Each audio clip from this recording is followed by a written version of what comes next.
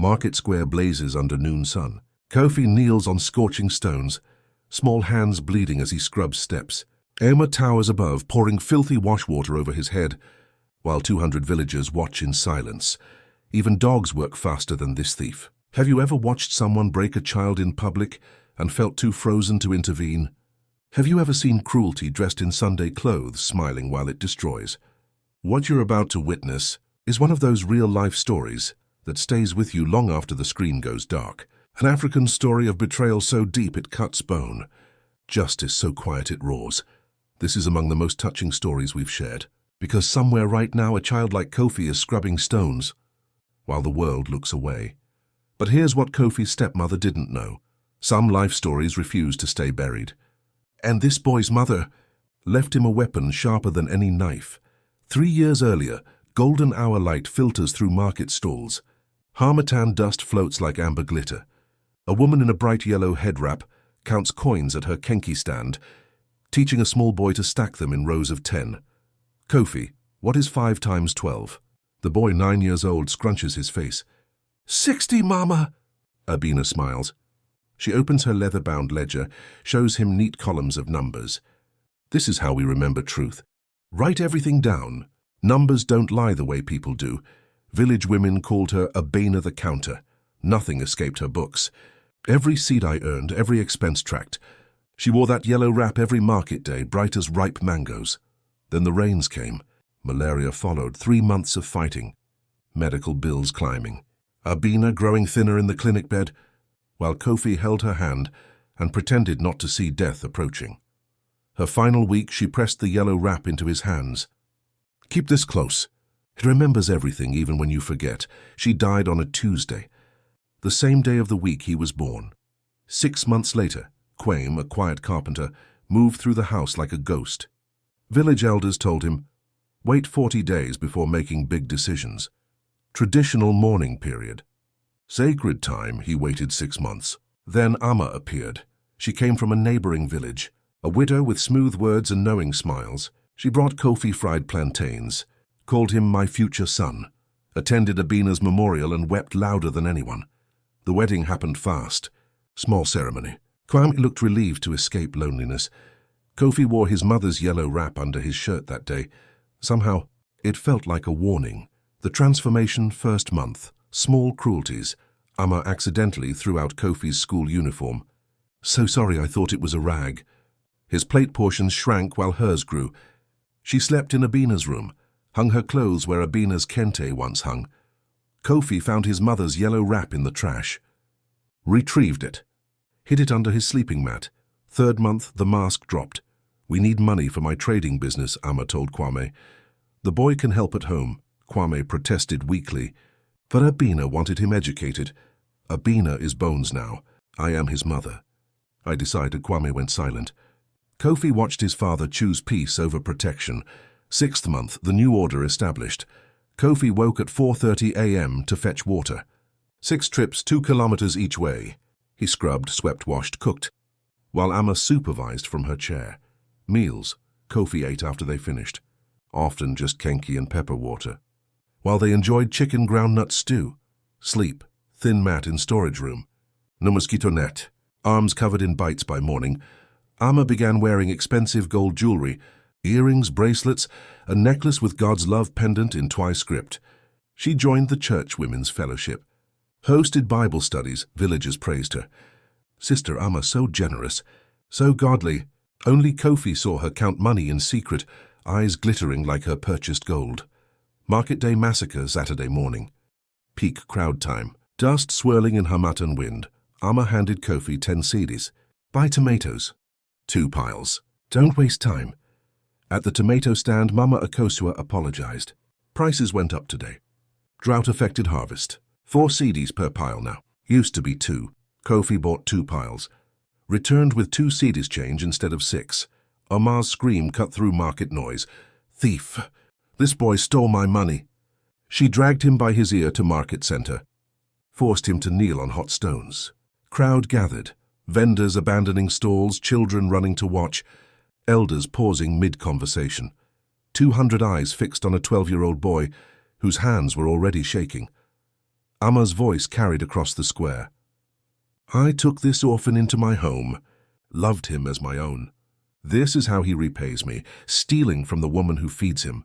The price went up, Kofi whispered. Mama Akosua can tell you lies. Amma's hand struck his face. 4 seed eyes missing. Where is it? Did you buy sweets? Did you hide it? The crowd pressed closer. Some faces showed doubt. Others showed disgust at him. Then Amma said the words that would echo for years, just like your mother. She probably taught you to steal before she died. The crowd gasped. Insulting the dead crossed a sacred line. But Amma wasn't finished. She grabbed a bucket of dirty wash water from a nearby stall, lifted it high, poured it over Kofi's head. Water ran down his face, mixing with silent tears he refused to shed. This is what liars deserve. She shoved a scrub brush into his bleeding hands. Work off what you stole. His small fingers gripped the brush, began scrubbing market steps. The stones were hot from sun. His knees burned. His hands bled. Blood mixed with water, mixed with dust. Children pointed, whispered, Kofi thief, Kofi thief. Somewhere in the crowd, Kwame stood watching. Kofi's eyes found him, pleading. Kwame looked down, turned away, disappeared into the market. In that moment, Kofi became truly orphaned. That night, alone in the storage room, he held his mother's yellow wrap. It was torn now, stained, starting to fray. He whispered to the darkness, Mama, why did you leave me with him? Didn't you know what would come? The wrap held no answers. But in the morning, village children would chant Kofi thief whenever he passed. Villagers would stop hiring him for odd jobs. Doors would close.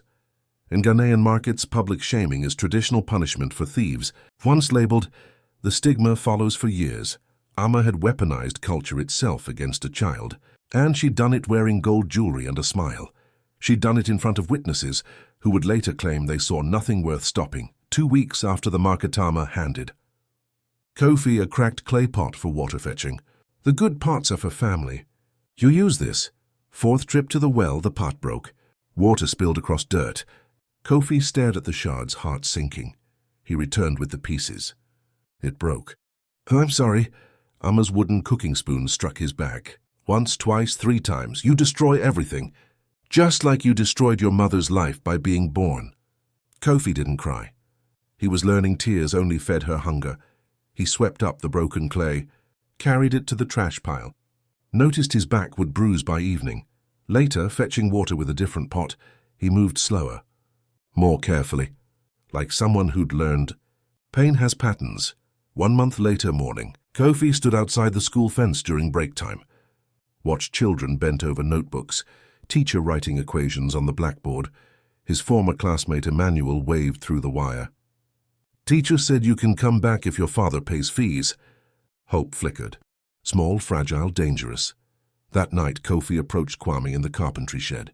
His father was sanding a table leg, movements mechanical. Papa, can I go back to school? I can work extra. Help you with carpentry after... Your stepmother says we don't have money. Kwame didn't look up. She manages finances. I can't argue. You mean you won't argue? Kwame's hand stopped mid-stroke. Then his palm struck Kofi's face. First time ever. Don't disrespect me in my own house. Kofi touched his stinging cheek, tasted blood from a split lip. Saw guilt manifest as rage in his father's eyes. You're not my father anymore, Kofi said quietly. You're just the man who stopped fighting. He left the shed. Behind him, Kwame's sandpaper resumed its rhythm. Scratch, scratch, scratch. 6 weeks after the market, Kofi forgot to scrub a cooking pot thoroughly. Amma found a grain of rice stuck to the bottom. She locked him in the storage room. 2 days, only water, no food. In darkness, Kofi talked to his mother's yellow wrap. He'd retrieved it from its hiding place, held it against his chest. I'm trying to be strong like you taught me. But, Mama, I'm so tired. The wrap, torn and stained now, seemed to hold light even in total darkness. Or maybe that was just hunger making him see things. On the 2nd day, when Amma finally unlocked the door, Kofi walked out without looking at her, ate the kenki she shoved at him. Returned to his chores, she watched him, frustrated. She wanted tears, wanted breaking, got only quiet, efficient obedience. It disturbed her more than crying would have. 3 months after the market dawn at the village well, Kofi filled his bucket for the 2nd trip. His arms were thinner now, shoulders sharp angles under his worn shirt. Kofi, he turned. An old woman approached. Mama Efua, who sold kenki at the market. She'd been his mother's friend. He'd seen her at the funeral, weeping silently in the back row. "Morning, Auntie," he said automatically. She looked at him for a long moment, taking inventory, noting the weight loss, the bruises, the hollow eyes. "I dropped something." She gestured vaguely toward the ground near her feet. "My old eyes," Kofi looked. Saw coins in the dust, 3 cedis. He picked them up, held them out. "Auntie, you dropped these." She made no move to take them. "Did I, or did you drop them?" "They're yours." She finally accepted the coins. "Your mother raised you honest." "That's rare these days." Something shifted in her face. "A decision made. I need help at my market stall. Carrying baskets, arranging goods. I pay in food and a few coins." "Your stepmother doesn't need to know." Kofi's eyes widened. "Why would you help me?" "Because I watched what happened in the market. And I did nothing." Her voice hardened. "I'm not watching anymore." 2 months later, Mama Efua's stall during slow afternoon hours. Few customers. Harmattan dust thick enough to hide in. She pulled out an old newspaper. "Can you read this headline?" Kofi squinted at the words. "Enter new. I don't know the next word." "Hospital. New hospital opens in Kumasi." She tapped the page. "We're going to fix that. Read to me every day. In return, I'll feed you properly." Over weeks, she taught him using newspaper scraps. Simple arithmetic with coins and cowrie shells. History through market gossip. Geography by tracking which traders came from where. Kofi's mind, starved for stimulation, absorbed everything. He grew sharper, quicker. Not physically, he was still too thin, still covered in bruises. But internally, something was rebuilding. One afternoon, Mama Efua asked casually, "Your mother was good with numbers, eh? She kept records for traders." Kofi's face transformed. First time anyone had mentioned his mother positively in over a year. "Yes, she had a big leather book. She wrote everything down. After she died, Papa said it got lost." Mama Efua's expression remained neutral, but something flickered in her eyes. "A secret held close. Lost? Your mother wasn't the type to lose important things." "What do you mean?" "Not yet," she resumed, arranging her kenki. "First, you need to be stronger. Strong enough to hold truth without breaking. Can you keep learning? Keep working? Keep trusting that your mother's love didn't die with her?" Kofi nodded, not fully understanding, but feeling something shift. Like distant thunder promising rain. 5 months after the market, Kofi no longer flinched when Amma yelled. He moved through the house like a ghost, quiet, efficient, invisible. He'd learned patterns. When to speak, when to disappear, how to make himself small enough to avoid notice. At night in the storage room, he practiced reading by moonlight, newspaper scraps hidden under his mat. Words becoming weapons. One evening, Amma caught him whispering multiplication tables while sweeping. "What are you muttering?" "Nothing, Ma." She grabbed his ear, twisted. "You think you're clever. Education won't save you. You're a houseboy. That's all you'll ever be." "Yes, Ma." She released him, disgusted by his compliance. But later, alone, Kofi smiled. A small secret smile. He was learning something Amma didn't understand. Patience is not weakness. It's strategy. 7 months after the market, Mama Efua closed her stall early.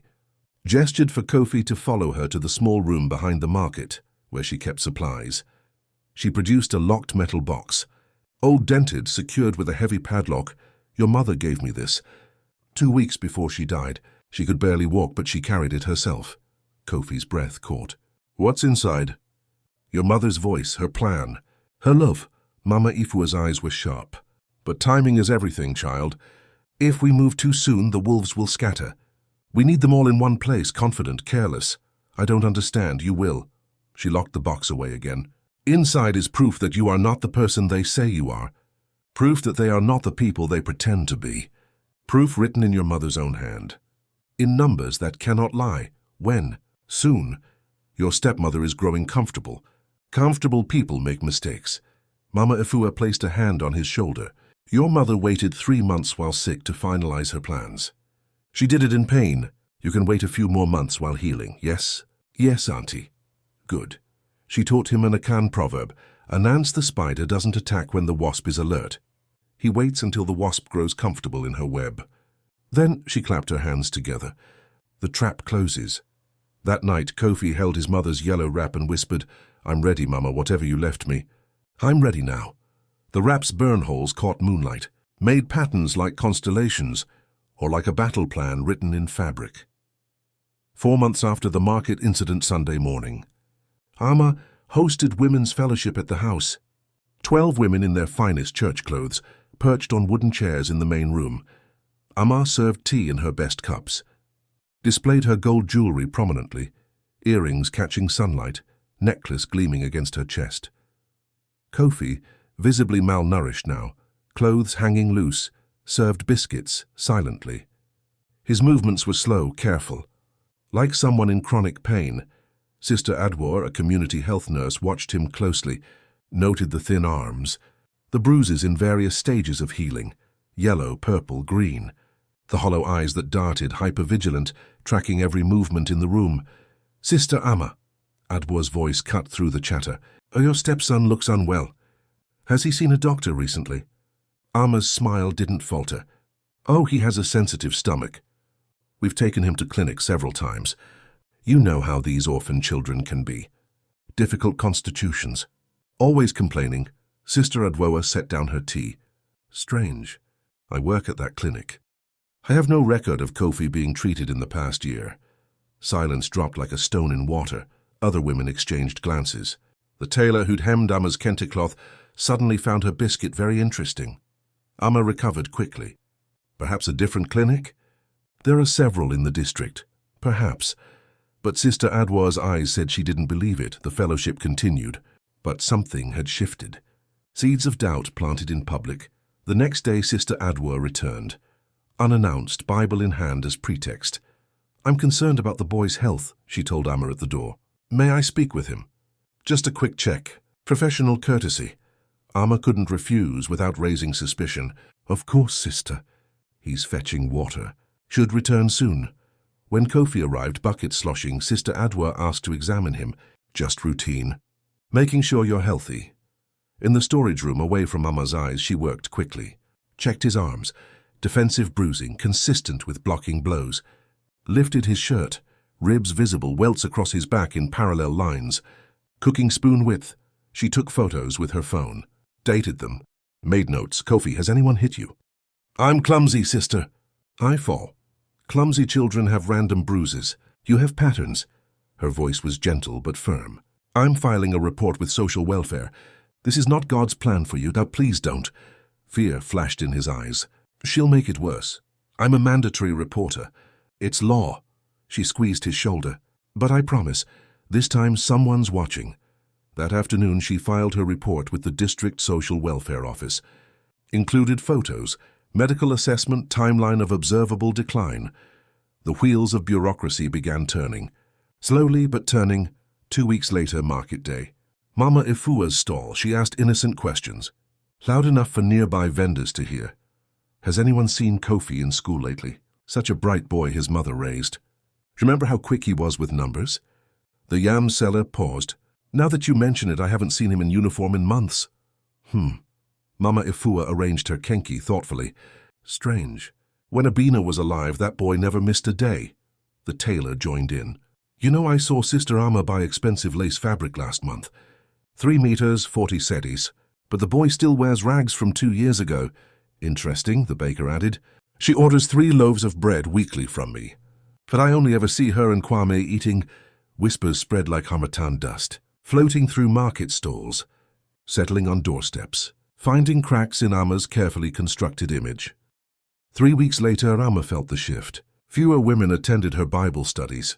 Church pastor asked uncomfortable questions about household management during a home visit. She needed to regain control. At church the following Sunday, she stood during testimony time, dabbed her eyes with a handkerchief. "Brothers and sisters, I must share a heavy burden. Kofi has been stealing, not just from our household, selling our food at market. We've tried discipline, prayer, patience, but this behavior threatens our family's integrity." Pause for effect. More fake tears. "I believe a community intervention is needed. Will Chief Osei hold a hearing?" Murmurs rippled through the congregation. Some nodded sympathetically. Others looked uncertain. Chief Osei, seated in the front row with other elders, stroked his grey beard. "Public hearings are tradition for serious offences. If you bring evidence, Sister Amma, we will hear it. Thank you, Chief. Amma's smile was triumphant. 3 weeks from this Saturday. I will bring witnesses. She began preparing immediately. Coaching neighbors she'd bribed with favors. Planting her trap. She didn't see the trap beneath her own feet. The night before planning begins midnight. Kofi packed a small bag, his mother's yellow wrap. 2 shirts. Nothing else. He was going to run. To the city. To anywhere. He made it to the bus station before Mama Efua found him. She stood in the darkness, breathing hard from walking fast. Running makes you look guilty. I am guilty. Of being born. Of surviving when my mother didn't. No. She gripped his shoulders. Staying makes you powerful. Running gives her the victory. Is that what your mother's sacrifice deserves? What sacrifice? She died and left me with a coward and a witch. Mama Efua slapped him, not hard, just enough to shock him into silence. Your mother loved you enough to build an escape route before she even knew you'd need one. She saw your father's weakness. She planned for exactly this moment. Efua's voice shook with intensity. The truth she left will turn this whole village upside down. But only if you're here to wield it. Kofi's bag slipped from his hands. What truth? Come, it's time you knew. Mama Efua's room behind the market single kerosene lamp. Moths circling the flame. The metal box on the table between them. Mama Efua unlocked it with a key she wore around her neck. Opened the lid. Inside, a leather-bound ledger. Abina's name embossed in gold on the cover. Kofi's hands trembled as he touched it. Papa said this was lost. Your father says many things. Few of them are true. Efua opened to the first page. Read, Kofi read aloud, voice breaking. Savings for Kofi's education. Gold to 400 CDs. She turned pages. Showed him 8 years of entries. His mother's neat handwriting. Every CDI documented. Market sales, sewing jobs, midwife fees, dates, amounts, sources. The final page. Written in red ink. For Kofi's education, sacred trust. Total saved 2,400 CDs exactly. That's, Kofi calculated quickly. That's enough for 3 years of school. Books, uniforms, everything. Yes. Mama Efua turned to another page. Now read this, a formal document. Dated 2 weeks before Abina's death. Handover of educational fund. Abena Mensa. Entrust 2,400 CDs to my husband, Kwame Mensa. With one instruction. Use this money only for our son Kofi's schooling, fees, books, uniforms, and nothing else. If Kwame remarries, this money must be held separate from marital assets until Kofi turns 18. 2 signatures at the bottom. Abina's shaky but legible. Kwame's firm and clear witness signatures, Mama Efua, Village Elder Kwabena dated. Stamped legal. Kofi stared at his father's signature. He received the money, he signed. He promised. Yes, then where is it? Mama Efua's expression hardened. 6 months after your mother died, your father remarried. Do you remember the bride price? I wasn't paying attention. I was grieving. Standard bride price in our region. 200 to 400 CDs maximum. Sometimes as low as 100. She pulled out another document. A receipt from a jewelry shop in Kumasi. 8 months old. Gold necklace, 18-carat, God's love pendant. Serial number GH2847. Purchased with 2 100 CD bills. Serial numbers GH894756012013. Total, 800 CDs. She produced more receipts. Earrings, bracelets, each purchased with sequential serial number bills. Large denominations. The kind banks issue only when someone withdraws significant amounts. Mama Efua pointed to a page near the back of Abina's ledger. Serial numbers, 1,000 CDs. 10 100 CD bills for emergency fund. GH8947560001 through GH8947560010. Kofi's mind worked through the arithmetic. His mother had recorded serial numbers. Those exact bills appeared in jewelry purchase receipts. Amma's jewelry. Papa gave her the money, he whispered. All of it. For bride price. Not for bride price. Mama Efua's voice was cold. He told her it was bride price. In truth, he was paying her to take him out of loneliness. Your entire education. Your future. He gave it to a woman he barely knew, but she knew about the money before she married him. Kofi, why do you think she married him at all? The room seemed to tilt. Kofi gripped the table edge. Village gossip, Mama Efua continued. After Abena died, people whispered, "Poor Kwame, at least Abena left money for the orphan boy." Everyone knew, including widows looking for opportunities. She pulled out one more document, a letter. Abena's handwriting, shakier now, dated 1 week before her death. "My dear Efua, if you're reading this letter to Kofi, then Kwame has failed. I prayed he wouldn't, but I know my husband. He is a good man in sunshine, but when clouds come, he bends like weak bamboo. I'm not angry at him, just disappointed. And prepared. I've given you this ledger because numbers don't lie the way people do. If a wolf in woman's clothing comes for my money, you'll have proof. If my son is suffering, you'll have a sword. Tell Kofi, your mama saw the storm coming before it arrived. Your mama loved you enough to fight for you from beyond the grave. Your mama chose truth over hope, hoping Kwame would be strong, but trusting ink and paper more than promises. Wait for the right moment, Efua. Let the wolves grow comfortable. Then show them what a dead woman's love can do." Your sister, Abena Kofi, couldn't breathe. Tears streamed down his face. Not tears of sadness, tears of recognition. His mother had known, had seen, had planned. "She knew he would fail me," Kofi said, "and she still built me a way out." "Yes. How long have you had this?" 3 years.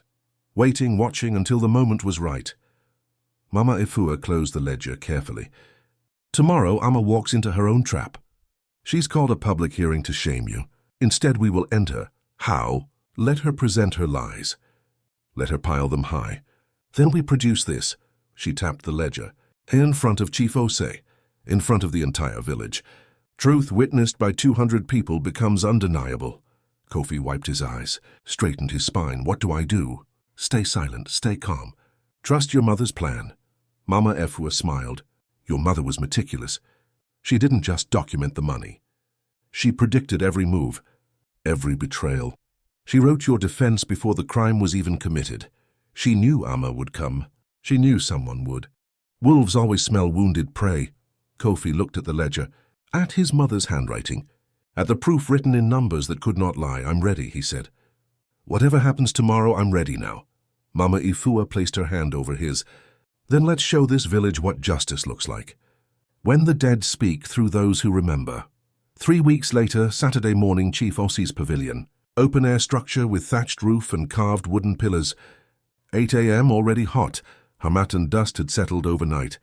For the first time in weeks, the air was clear. Visibility perfect. 200 villagers filled the space. Women on the right side, men on the left. Traditional separation. Elders sat on the raised platform with Chief Osei. Children crowded the bamboo fence perimeter, standing on tiptoes. 3 slow drum beats announced the hearing's start. Amma arrived first. Calculated choice. She wore her finest kente cloth, deep purple and gold, freshly woven. Every piece of gold jewelry, earrings, bracelets, anklets, the god's love necklace gleaming against her chest. 3 neighbors trailed behind. Her coached witnesses. She greeted the elders respectfully, smiled confident. Took a seat in the front row, posture perfect. Kwame entered next. Slumped shoulders, eyes downcast. He sat beside Amma, not behind.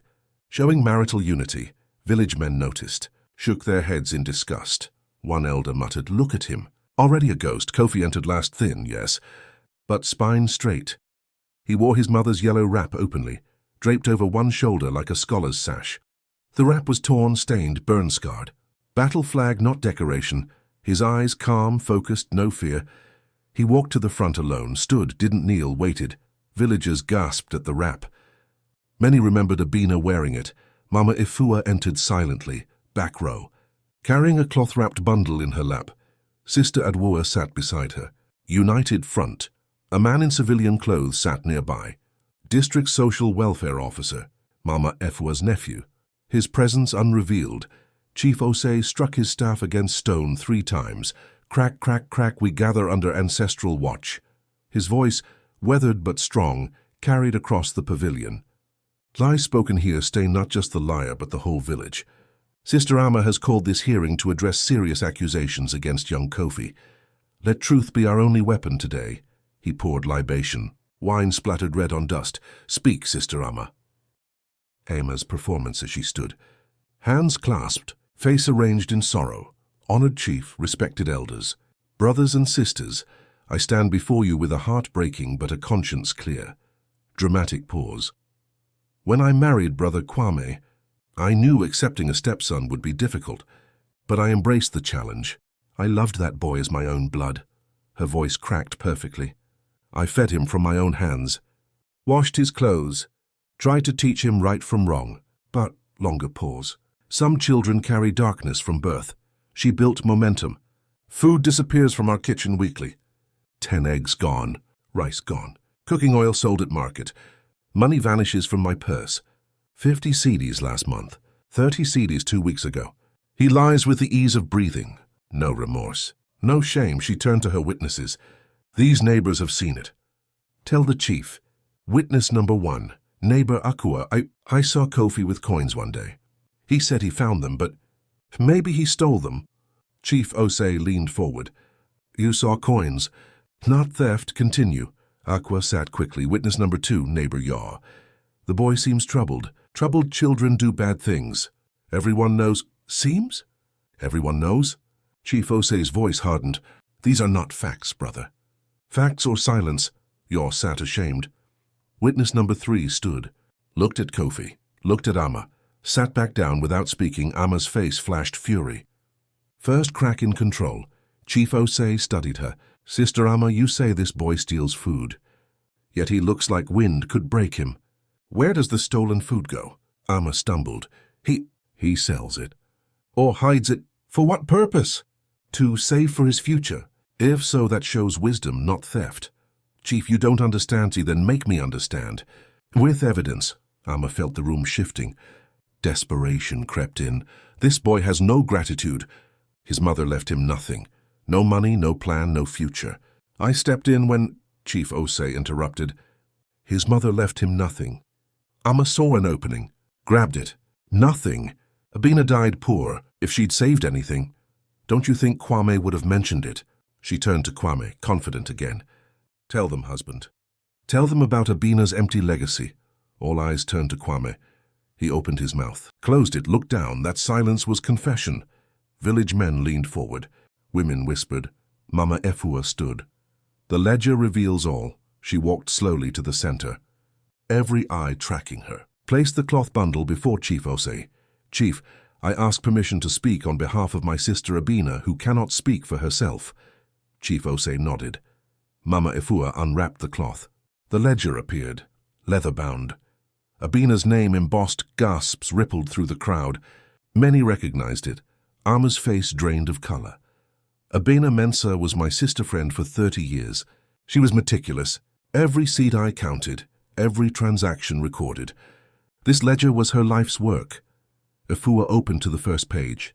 2,400 cedis, saved over 8 years. Purpose, Kofi's education. She read entries aloud, dates, amounts, sources. The crowd heard dedication in numbers. A mother's love measured in mathematics. 2 weeks before Abina died, she gave this money to her husband Kwame. Witnessed by me and Elder Kwabena. She made him sign this receipt. She held up the document, Kwame's signature visible. The instruction was clear only for Kofi's schooling. Sacred trust, she turned to Kwame. Brother Kwame, where is that money now? Kwame trembled, silent. Let me help you remember. You gave it to Amma. All 2,400 cedis. As bride price, the crowd erupted. Bride price should be 200 to 400 maximum. Mama Efua continued. Sister Amma, you just told Chief that Abena left nothing. But you're wearing her legacy around your neck. She pointed at Amma's gold necklace. That necklace. 800 cedis from Kumasi Gold Traders March last year. I have the receipt. Serial numbers on the bills match the ones Abena recorded in this ledger. She pointed to earrings. 600 cedis, same shop April. Pointed to bracelets. 500 cedis combined June. Your kente cloth, 400 cedis custom weave. Your trading business startup, 1,000 cedis. You mentioned it at Women's Fellowship. She did the math aloud. Total 3,300 cedis. More than Abena saved because you earned profit with stolen capital. Abena didn't leave her son nothing, Sister Amma. You're wearing what she left him, Amma screamed. That money was payment for marrying a widower with a burden. I earned it! Silence absolute, crushing. She'd called Kofi a burden in public. On sacred ground. Chief Osei's face hardened to stone. Sister Adwoa stood, holding papers. Chief, I have bank records. The jewelry shop keeps transaction records for tax purposes. 10 bills with sequential serial numbers match bills used to purchase Sister Amma's jewelry. Amma's hand flew to her necklace. Protective gesture. Confirmed guilt through body language. The crowd erupted in angry shouts. Kofi spoke for the first time. His voice quiet but clear. I am not a thief. I am my mother's son. And she taught me that truth lives longer than lies. He held up his mother's yellow wrap. This is all I wanted. To remember her without being destroyed for it. That's all. The pavilion fell silent. Chief Osei conferred with the elders. 10 minutes. Whispered consultation while the crowd waited. Finally he stood. This village was built on 3 pillars: truth, respect for the dead, and protection of children. Today 2 of these pillars were attacked. Today we rebuild them. The judgment. Sister Amma, you will sell all jewelry purchased with Kofi's inheritance within 14 days. You will return 2,400 cedis to a trust fund managed by village elders. Any shortfall, Kwame pays from his carpentry earnings. Profits from your trading business, built with stolen capital, 50% goes to Kofi's fund until his 18th birthday. Kofi returns to school immediately. Fees paid from recovered funds. Kwame and Amma responsible for uniform, books, supplies from their own money. If school attendance drops or Kofi appears malnourished, criminal charges follow. Kofi chooses his guardian, Kwame or Mama Efua. Kofi didn't hesitate. Mama Efua. Kwame's sob echoed across the pavilion. Kwame may visit Kofi if Kofi consents. Amma may not approach Kofi without supervision. Monthly home visits by social welfare until Kofi turns 18. Amma will write a public apology, posted at market, church, and chief's compound. She must apologize for theft of child's inheritance, false accusations, public humiliation, dishonoring Abena's memory. She will perform 30 days of community service at the orphanage. Brother Kwame, you are named weak and complicit in village records. You chose a second wife over your first son. You chose peace over protection. You chose silence over strength. For 6 months, you will meet with Pastor Mensa weekly for counseling. Your reputation is broken. Rebuilding it, if possible, is your burden alone. Amma removed her necklace, earrings, bracelets, placed them in Chief's basket. No words, no tears. Just hollow defeat. She walked away through the parted crowd. No one met her eyes. The God's Love necklace glinted in the basket. Irony complete. 2 days later, evening. Mama Efua's small courtyard. Fireflies beginning to glow. Kwame arrived at dusk, carrying a small wooden box, hand-carved, sanded smooth. His best work. Mama Efua let him in but stayed present. Protection, not privacy. Kwame knelt before Kofi. I don't deserve to speak to you. I don't deserve to breathe the same air. Stand up, Papa. Kofi's voice was steady. You look like a man begging for something I can't give you. Kwame remained kneeling, trembling. I forgive you because Mama would want me to. Because holding anger hurts me more than it hurts you. Because I choose to be better than what you made me. Pause, then the boundary. But forgiveness isn't reconciliation. Forgiveness doesn't mean I trust you. It doesn't mean I come back. It means I release you so I can be free. Kwame opened the wooden box. Inside 2,400 cedis in cash. He'd sold his carpentry tools to make up the shortfall from Amma's jewelry sale. This is yours. All of it. I'm keeping none of it this time. Kofi didn't touch the money. Give it to the elders like Chief ordered. I don't want to hold it. I only wanted you to admit you failed. He pulled a small square of fabric from his pocket. A piece of the torn yellow wrap. Burn-scarred edges. Keep this. Remember what happens when you let fire into your house to keep warm. It burns everything. Even love. Kwame took it with shaking hands. Left without another word. Mama Efua touched Kofi's shoulder. That took strength. No, it took Mom's strength. I'm just borrowing it. AMA's public apology posted at the market the next morning. Handwritten on official paper, signed, witnessed by Chief Osei. Crowds gathered to read it. I, Amma Oforiwa, confess before this village. I married for money, not love. I targeted a grieving man and a vulnerable child. I stole 2,400 cedis meant for Kofi's education and spent it on myself. I publicly humiliated an innocent child to cover my theft. I dishonored the memory of Abena Mensa, a woman better than I will ever be. I do not ask forgiveness. I have no right. I only state facts and accept consequences. May my shame teach others. Greed dressed in gold is still greed. Ama Kofi didn't attend the posting ceremony. When Mama Efua asked why, he shrugged. I don't need to watch her apologize. I needed the truth to be louder than her lies. Now it is, that's enough. Kofi's new room's mob at his own. Window facing east for morning light.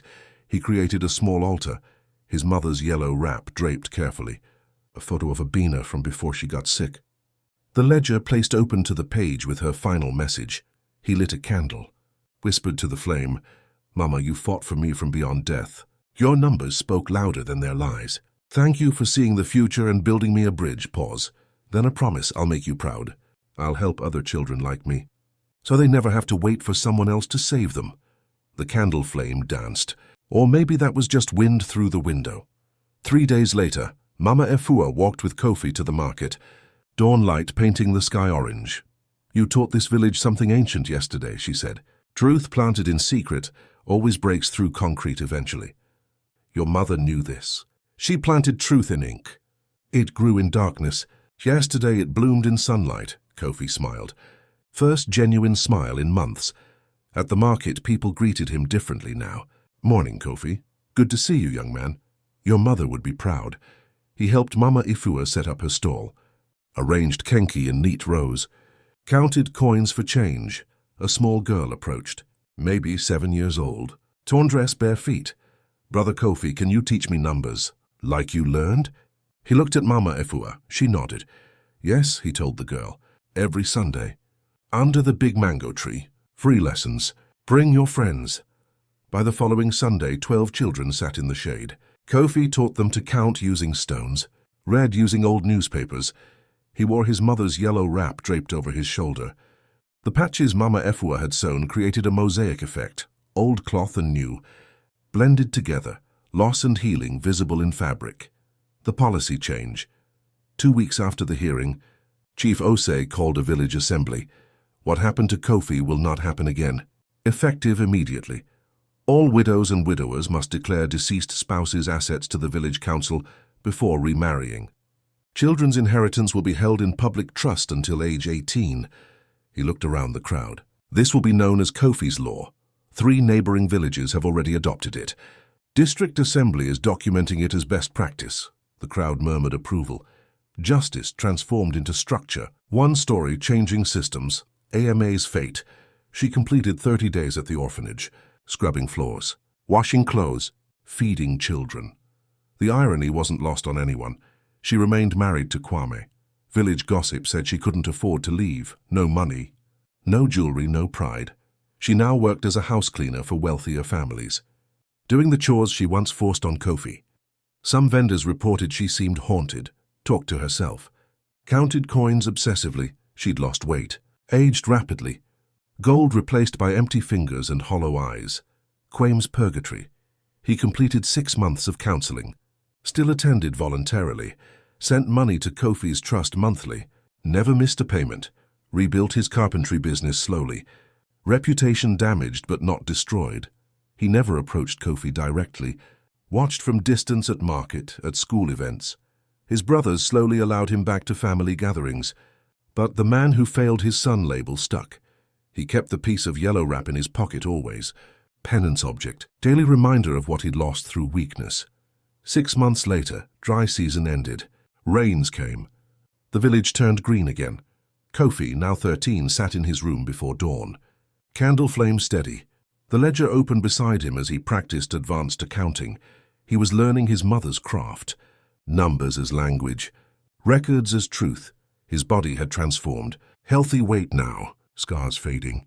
Eyes bright with purpose instead of fear. The yellow wrap hung on the wall, catching first sunlight. Patches creating mosaic patterns, old and new woven together. A map of survival, he wrote in his own new ledger. Neat columns like his mother's. But these entries were different.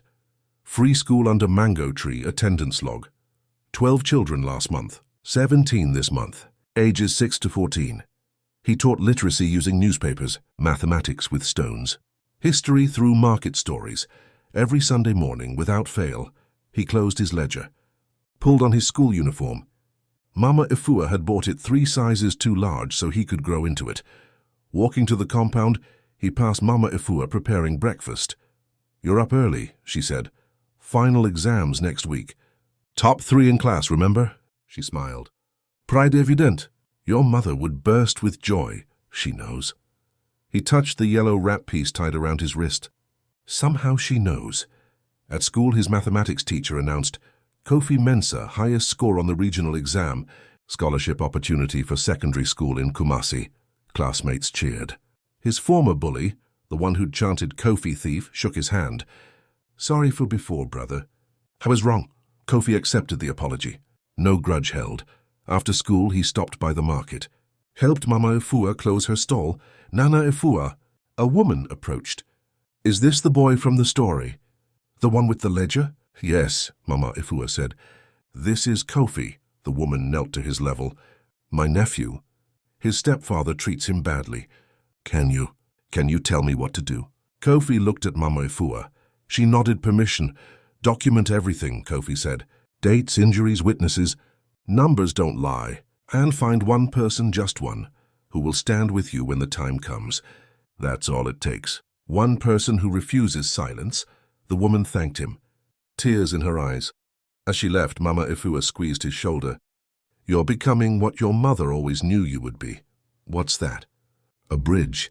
Between injustice and justice. Between silence and truth." Sunset. Kofi walked home carrying books. Village children ran past laughing. Voiceover. His internal thought, "Mama, I understand now. You didn't just leave me money. You left me strategy. You didn't just love me. You armed me.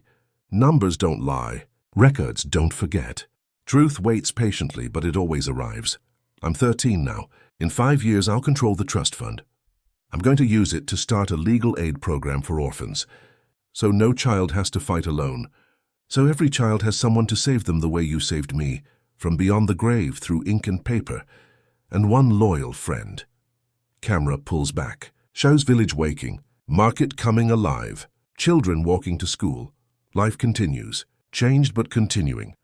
Kofi's story is one of thousands playing out right now across Africa and the world. These real-life stories hide in plain sight. Children suffering while adults look away.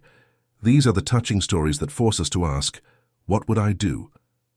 These African stories remind us that justice sometimes requires just one person to refuse silence.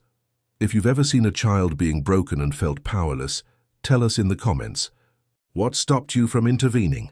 What would you do differently now? Think about the life stories happening around you, the quiet abuses, the stolen futures, the children waiting for someone to see them. You could be someone's Mama Efua. You could be the one person who refuses to look away. Share this story with someone who works with children, teachers, nurses, social workers. Let it remind them why their vigilance matters. Subscribe to this channel because next week we're revealing the story of a daughter who exposed her father's 40-year secret at her own wedding. The moment she dropped the microphone, the entire hall went silent. You need to see what happened next. Until then, remember, truth planted in secret always breaks through concrete eventually. Sometimes it just needs one person willing to water it. Be that person.